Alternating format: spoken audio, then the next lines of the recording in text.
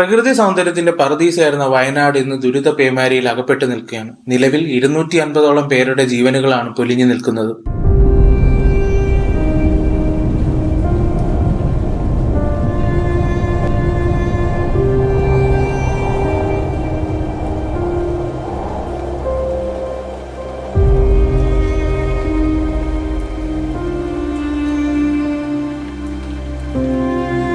ഇനി നമ്മുടെ രക്ഷാപ്രവർത്തനത്തിന് മുന്നോട്ട് പോക്ക് സൈന്യത്തിന്റെ ബെയ്ലി പാലത്തിനെ ആശ്രയിച്ചാണ്.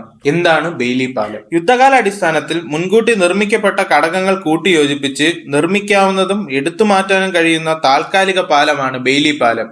രണ്ടാം ലോക മഹായുദ്ധകാലത്ത് ഡൊണാൾഡ് ബെയ്ലി എന്ന ബ്രിട്ടീഷ് ഉദ്യോഗസ്ഥനാണ് ഈ ആശയത്തിന് പിന്നിൽ. ഉരുക്കും തടിയുമാണ് ഇതിന്റെ നിർമ്മാണത്തിന് പ്രധാനമായും ഉപയോഗിക്കുന്നത്. 40 ടൺ മുതൽ 70 ടൺ വരെ ഭാരം വഹിക്കാനുള്ള ശേഷി ഇതിനുണ്ട്. ആദ്യമായി കേരളത്തിൽ 1996 റാന്നി പാലത്തിന് ബദലായാണ് ബെയ്ലി പാലം നിർമ്മിച്ചത്. 2017 തകരാറിലായ ഏനാത്ത് പാലത്തിനു പകരവും ബെയ്ലി പാലം ഉപയോഗിച്ചിരുന്നു. വയനാട്ടിൽ ഇത് സാധ്യമാകാൻ കാരണം ഇതിന്റെ നിർമ്മാണ സാങ്കേതിക മികവാണ്.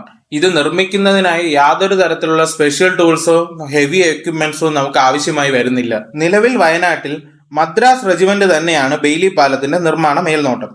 ഉരുൾപൊട്ടലിൽ ഒറ്റപ്പെട്ടു പോയ മുണ്ടക്കൈയിലേക്ക് ചൂരൽമലയിൽ നിന്ന് നിർമ്മിക്കുന്ന പാലത്തിന്റെ നിർമ്മാണം നാളെ വൈകുന്നേരത്തോടുകൂടി പൂർത്തിയാകുമെന്നാണ് കരുതപ്പെടുന്നത്.